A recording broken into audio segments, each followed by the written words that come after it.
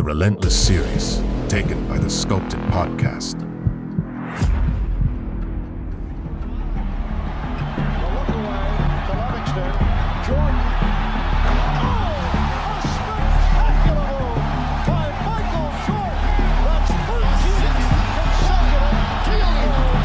He never dunked on you. He never put you on the highlight. What a performance.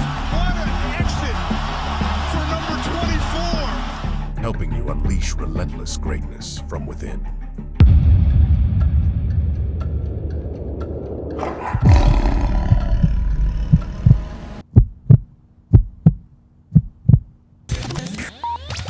Yes, guys, welcome back to this episode of the Sculpted Podcast. Today's episode, we're going through Relentless.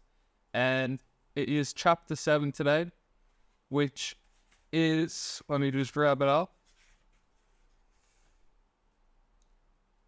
You are not intimidated by pressure, you thrive in it. So page 97, which is quite a fair chunk of the way through the book. And yeah, this one should be an interesting one, as always. As Relentless always is, yeah. So, when you are a cleaner, you are not intimidated by pressure, you thrive on it. A cooler is never in a situation where he has to be clutch. A closer is clutch in high pressure situations, and a cleaner is always clutch. Now, clutch is more of an American thing. They talk about the clutch gene as an American basketballer, which is like they always come through at the right moment. Now,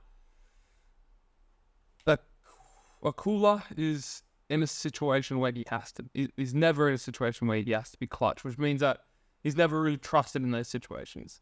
Now, a closer is clutch, so he does the thing that he needs to do in those high pressure situations.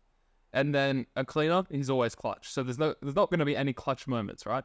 Now, Tim Grovey doesn't really like the word clutch, and I think in this chapter it goes through it a little bit more. So, first few little notes. There is no clutch gene. Okay, kind of what I think. And what I've written is that there's high expectations of oneself. So I've got a bit of a personal anecdote, and it's kind of talking about how I previously have been much more of a cooler in this situation where I've never been in the moment to be clutch. Now, obviously, my position as a goalkeeper, there aren't too many moments where you could really be clutch, maybe a penalty. But even then, a lot of the time, the odds aren't in my favor. But regardless, I was never really in the right place. Obviously, that's my fault. In terms of, I wasn't really trusted. Now, these days, I'm not too sure where I would be in the pecking order for a clutch situation. Again, my situation is not one to be put into a clutch moment too often. But it's still definitely prevalent, and it's more of a trust thing, and it's more of a trust of reliability in high-pressure situations. So, preparation plus opportunity, that's it. A predatory instinct, which I quite like. If you're a true competitor, you always feel that pressure to attack and conquer. You thrive on it. You intentionally create situations to jack up pressure even higher, challenging yourself to prove what you're capable of. Now, if you are a Tim Grover scholar like myself, you would know that in The Last Dance, and now The Last Dance isn't completely related to Tim Grover himself, but in Last Dance, there's a scene where, I can't remember who, but MJ, he creates a false reality, which is propagated by a situation where he was in an interview and they were questioning Michael about something, and he basically made up a narrative saying that this person said this and whatever. And so he convinced himself that someone was against him, and he created the pressure.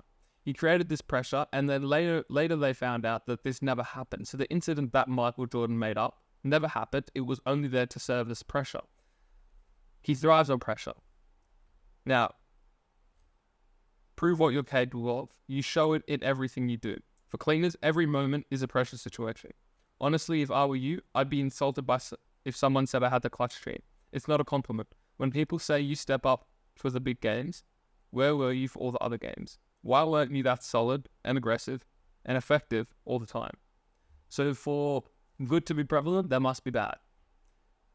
If you are having good moments, there must be bad moments. Now, of course, as a cleaner, you will have bad moments. Although for the sake of being a cleaner, closer, and cooler, having a clutch gene means that your bad speaks out as much as your good does. And what Tim Grove is really trying to say that I believe is that being clutch means that you also have some pretty bad moments. And being consistent, you are consistently great, like MJ. Constantly working for that result. Relentless is about every minute. If you're content to wait until that last minute, you're way too safe the rest of the time. Coasting along in your comfort zone. Staying in your comfort zone, very, very common, right? I've had to recently reevaluate me stepping out of my comfort zone a little bit more. And it's being okay with the repercussions, but then also being completely aware that the reward is actually higher than the repercussions of not doing so. It's something that I'm still learning. I'm still trying to get my grips on, but as I take more steps, more meaningful steps in my career, I try to reevaluate different approaches and try and refine. A lot of guys won't take that last shot, not because they're afraid they'll miss, but because if they make it, they'll have to keep making it. Now, that's an interesting take, and one that I don't necessarily have too much experience with, because for me, I would think that I don't want to do it because I might miss it. Now, what Tim's saying is that it's not the pressure of missing it, right? And now what I would think is, yeah, that's true to a degree, right? When I think about if I was to take a penalty, it's not that I miss it, right? The act of missing a penalty, I can deal with the repercussions because I am just missing a penalty at the end of the day. The repercussions will hurt, don't get me wrong. And depending on the individual, they will hurt more than others. And for some, they won't at all, right? But the pressure that you have to do it time and time again, now I use that word a lot, well, that sentence a lot, but that's where the pressure lies, that you have to repeatedly do it again. And when you do something so often and repeatedly do it, the expectation of you to make it comes second nature. And that's, I think, what Tim's saying is scary. Now, I can't say I've related to that, although as I progress from a cooler closer to a cleaner, I would imagine that this is something that I would see more prevalence in. When you start that high, you have a lot farther to fall, which is what that aligns with there. Easier to stay in the comfort zone. Cleaners crave that high. As soon as they start relaxing for just a moment, they instantly feel as if they're slacking, needing to control something. Never, ever do you go through a day thinking that was relaxing. To be a cleaner, relaxing is something weaker people do because they can't handle pressure. I do relate with that a lot, right? It's the guilt, and I don't have a problem with guilt. A lot of people say they have a problem with guilt, right? I think that guilt is a good thing, and I don't think it's a big problem. It's just high standards. I think that when people see guilt as a bad thing, it means that they're okay with dropping to those standards every now and then. Okay, I've got a note here. And this is a little bit about the dark side. So, he likes being wound. When a cleaner wants to break from the pressure, he puts himself and he escapes to the dark side. One addiction to another for a while, which is interesting because I think that my dark side, now I've spoken about this just recently in the dark side episode.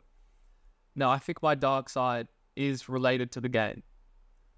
Now, my obsession is related to my dark side obsession. So the obsession for becoming the best in the world is related to that dark side obsession. So for me, I'm not too sure, right? That obsession stays pretty concurrent, but my obsession with winning and my obsession with becoming the best are quite similar, very similar pursuits. And I don't think that they're disassociated. A cleaner controls the pressure he feels. I think of LeBron as a closer, not a cleaner. Now, this is an older book, right? So people who hear that LeBron is a closer, not a cleaner, people would probably think, what do you mean? LeBron's got to be a cleaner. Now, Tim has revised that, and he does say that LeBron is a cleaner. And that feeds into my point where I think that being a closer being a cooler, closer, cleaner, it's a progression. And I think that's evident with LeBron as well, because when Tim says that he's a closer, but now he's a cleaner, that shows that there is a progression. And it's being It's getting to a level where you're so refined. And that's what I really think that the principle of Relentless is, right? You got your cooler, closer, and cleaner. And you probably start at around cooler, progress closer, and then to a cleaner. And it's progression. And that's exactly what sculpting is, right? You're refining. You have to prove yourself every day over and over. And it's not just proving it to others, in fact. I think that it is proving it to yourself, right? I think that a big thing is proving to yourself that you can do things. And that's where confidence comes through. And you have to be confident that the things that you pride yourself in, you are able to do better than anyone else. And that comes through action. It doesn't come through external validation or external things. It comes through action, which I think is very important. I don't want to join you. I want to beat you. Were the new Lakers going to get more attention than the originals? Kobe shut that down right away. I don't want to go into, well, we share, he told reporters, no, it's my team. I own this. Use the opportunity to jack up the pressure. Become even more competitive. When LeBron finally got a ring, everyone was saying, finally, the pressure is off. Are you kidding me? The pressure just quadrupled. Now you have to get started on doing it again. So you can do it again the year after. Now, the thing that I want to outline there is jacking up the pressure. Now, I've had one situation in my life where I played a game of pickup. Now, that's an American term. I don't even like the word pickup, but it's like five-a-side essentially. But it wasn't five-a-side. I just went down to the park one time with all of my friends and we played a massive game of football. And massive, I mean duration. I think it was probably 7v7, but we played for about 5 hours and it was crazy. It was the most fun I ever had playing football. And we were so competitive and we really, we just couldn't stop playing. It was the best time I ever had playing football. And I think there was a reason for it. We had money on the line. And when we had money on the line, we started to be more competitive. This money, the hypothetical, right, that an external thing can change the internal action, use that. Because the funny thing is that we put money on the line, although we didn't pay anyone at the end of it. We didn't have the money. But we said, the winner will get the money. Now, because the money was there in the back of our minds, we played better. We played more aggressively. If the money wasn't there, we wouldn't have done so. The funny thing is that we never got money in the end. So, how can we use that in our lives? Now, obviously, as a professional athlete, you've got to realize that most of these guys have disassociated money between results. So, when they get a result, they don't really associate it with money. Now, that's a difficult frame to be in, right? So, at the top, when they're at the top and they have disassociation from money, the things that drive them are merely internal, it's a tough thing to keep. So, how can we use that to our benefit? So what MJ did is to keep him competitive, to jack up that pressure. If money isn't an issue for him, then maybe pride is, maybe ego is. How can he do that? Well, he can create a false sense of reality, which he did, which is a very interesting way to propagate pressure. Anyone who is content with one ring doesn't feel the pressure to earn another. They need to retire effective immediately. And that's not what MJ did. If you watch videos on him in The Last Dance, actually, I recently just watched The Last Dance again, and you see him at the end of the documentary in the final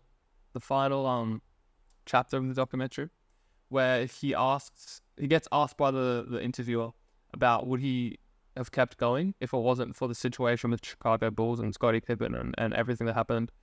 And Michael has a lot of regret, I think.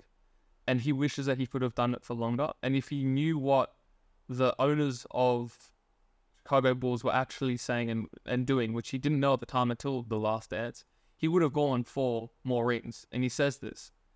And I think from memory, I think it would have been his 6th ring that he was going for. And there's regret. He still wanted it. He still really wanted it. But for him, I don't think it was worth it for the situation. Is there a fault there that he didn't want it bad enough? If he did, arguably he would have made it work. Maybe. But maybe at that time in his life, he didn't see it as the sacrifice that he had to give for that. Going to a new team, rebuilding, maybe not getting it the first year. Maybe that wasn't worth the 6th ring. But maybe in hindsight, he would have. Maybe he didn't see it in front of him at the time. Michael's legendary trash talking wasn't meant for the other guy.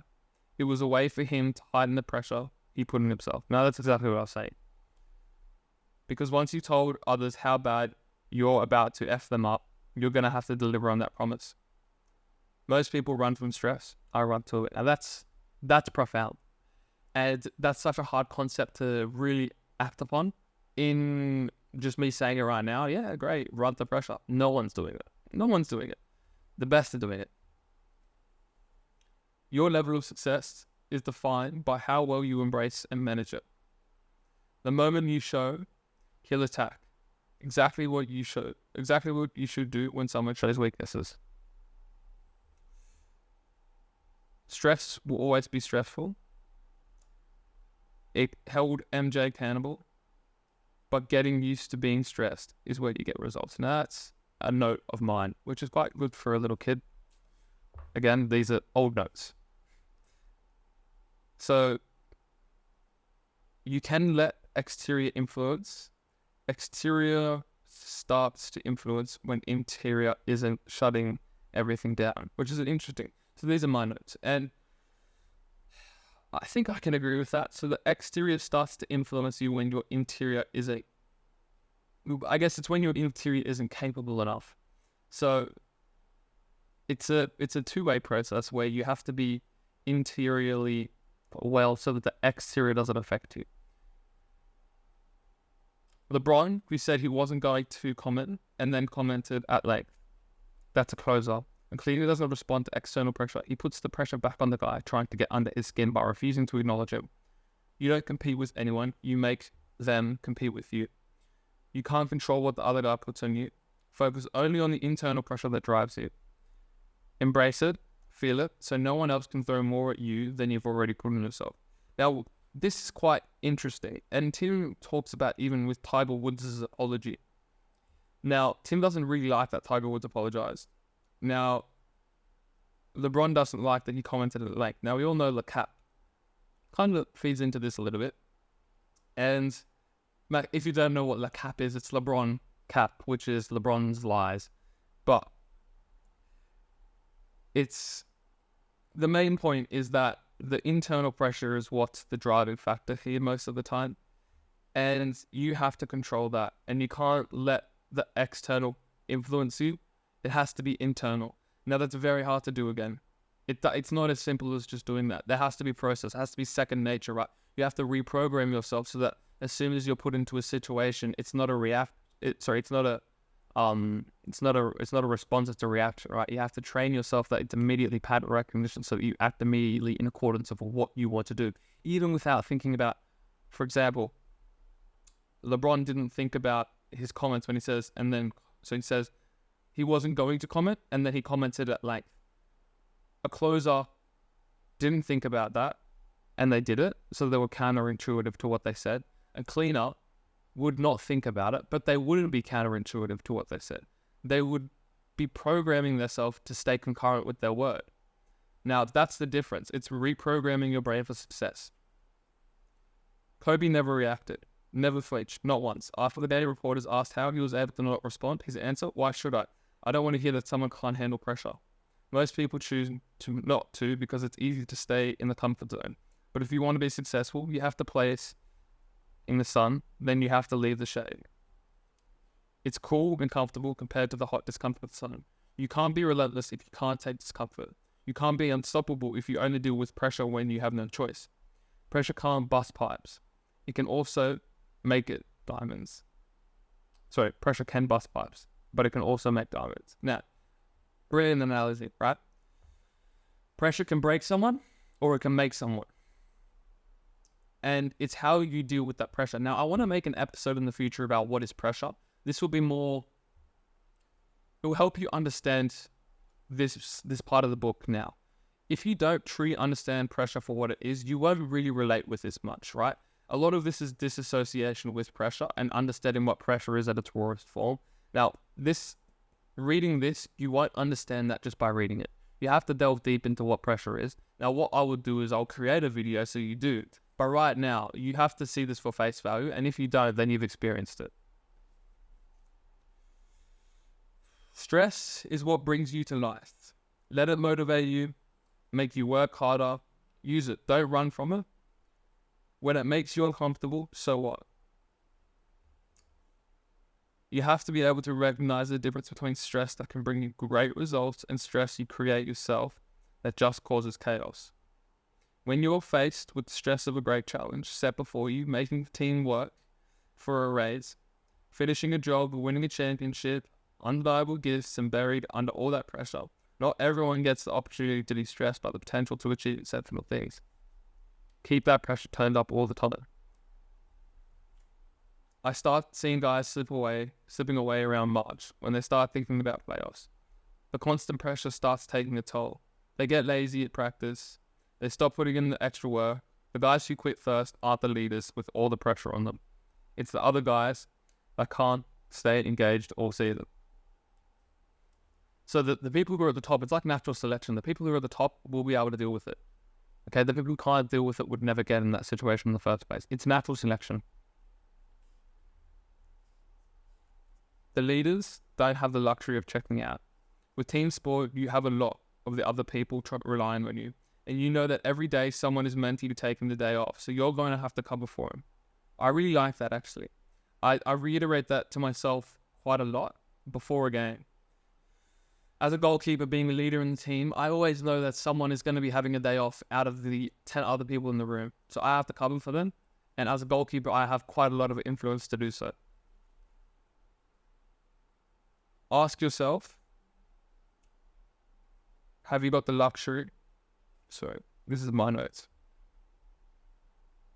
I don't even know what I've written there. Eventually, even the leaders start to drift. Wake the hell up. If you don't make the playoffs, you get to go home. So what? Now, one thing that I'll also say is that it's tough, right? Humans, we're weird. We are very weird. We have a high level of disassociation with results and action. And when we really want something, we very rarely actually do 100% of what it takes to get there. Now, there's a factor of reasons, right? And I hadn't thought too deeply about this because I prefer just to act. But there has to be a reason for it, right? We say we want to be the best, but who's doing it, right? I say I want to be the best, but it could be argued that I'm not doing everything I can to become the best. Now, within my means, within my knowledge, I'm doing everything I can, although there will be times where I slack off, and there will be times where maybe I'm not doing everything I can, okay? And this is what's weird, okay? I will still be able to get somewhere because I'm doing that. And then someone who is completely unaware of it will be able to get somewhere as well. And it's a weird dissociation that humans have because you might be in a life or death situation, but you might be okay with not giving the necessary effort to get yourself out of that situation, but dealing with the repercussions. So you're not okay with doing the due diligence to get yourself out of it, but you're okay with the action or consequence of you not doing it. As I said, humans are very weird and it's very individual, but we really have to train ourselves to go in with 100% conviction and actually act upon that. Now, you might not be understanding a word that I'm saying. It's all about your lived experiences, I believe. And someone who really relates to me when they've said, they put the task in front of them and they know the objectives of which they need to achieve that. And then if they stop halfway through and they ditch it, they will never really about it in the first place. You have to do it with 100% conviction or 100% intention every single time. And that's very important. And the humans, as I've said, we're very weird. Sometimes we won't go with 100% conviction. Maybe we've done all the meticulous planning to get in that situation where we want to go. But we stop halfway, maybe because of the conviction level, maybe because of some other reason. But we're very weird and very rarely do we actually do what we need to do. And there's always debate on how someone could have done it better. But we're weird. We're very weird. And I see it in myself as well. Every human will be like this. But I think the best are aware of it and they mitigate this to be as little as possible. You have to stay there, feel that pressure, and fight to stay there. It's not owed to you. It's always a choice. Craving that pressure and turning it into diamonds every day, year after year, constantly striving to be better than the best. Enough. This is who I am, and I'm going to be now. He still craved that pressure. When you deal with stress all the time, it becomes second nature. When you never have to take on anything harder than your daily routine, you shy away from anything that rocks your sense of safety and control. You're much more likely to fall apart at the first twinge of pressure. This feeds into what I was saying. When you never have to take on anything harder than your daily routine, you shy away from anything that rocks your sense of safety. I think this is very prevalent in today's society. I think that we live within our comfort zone so much that anything that bears to seek outside of it, we steer away from. And this goes into the programming of human and our brains. Someone who steers away from anything outside of their comfort zone, it's a knee-jerk reaction. They've trained themselves. They don't even know why. They haven't even thought about why, but they instantly know, and their pattern recognition skills are so fine-tuned because they're staying in their comfort zone every single day, to where, no, I can't do that. And they won't even tell you why. They won't even think why. They just know that that is dangerous. Stay away from a bat. And it's interesting because the person who has trained themselves not to think like that, that's where the results lie. And it's not easy. It comes through a lot of self-awareness. People who are listening to this episode right now, this may be a foreign concept for you, but I'm telling you, if you apply this, then this is where the fruit lies. It lies on the other side. They only believe what's inside of him. He knows what he's doing is right and what he's doing is wrong. He does not care what you think. He steps out of his comfort zone and challenges himself to get to the next level. Do you attack first, or do you make the other guy get in the mud? Yeah, that feeds into what I was saying there. And what I actually have here is I have a flow chart that I don't really remember what the intention was, but it's quite well written, I guess. And it flows. I've got stress, and it goes into internal. You can either then use it as drive, or you can either use it as panic. If you use it as drive, you're keeping yourself accountable, and then you thrive. If you use that stress, the internal stress, for panic, then it's a loop. That panic goes back to your stress internally, and it goes stress, internal, panic, stress, internal, panic. If you thrive, you go stress, internal, drive, accountable, thrive, results. Stress for external would be stress, external. The external is blocked. You then are accountable. Then you thrive on the results. The external stress, the other option would be listen, emotion, back into stress. So when we listen to our emotion, now this is very well done from a young version of myself, a very good understanding, I must say. When there is stress and the external stress you are listening to, you then react through emotion. That emotion then dictates back to that stress again. So we have this loop here. The loop always loops back to stress if it's taken the wrong way. If it's taken in the right way, it loops into results. Stress, internal, drive, accountable, thrive. Stress, external, blocked, accountable, thrive, results. They work in conjunction. When you fail with stress, it's internal, panic, stress, or external, listen, emotion, stress. Those are the two options you have. Now that's that chapter done. And yeah, I think it's an interesting one. I want to make that video on pressure so you get more of an understanding of what pressure truly is. I think that will help clear that up a little bit more for you if you don't fully relate with it. And I think when I first started reading the book, I didn't really fully relate with it, as I've said many times. But where I am now, I'm starting to relate with it more and more. And as I read the book more and more, I start to find more patterns and areas of which my life has been shown through the teachings of Relentless. But with that being said, guys, I hope you enjoyed this episode. Make sure you follow us, subscribe, like, whatever you want. Make sure you help us out. We're trying to grow as much as possible, and there's big things coming.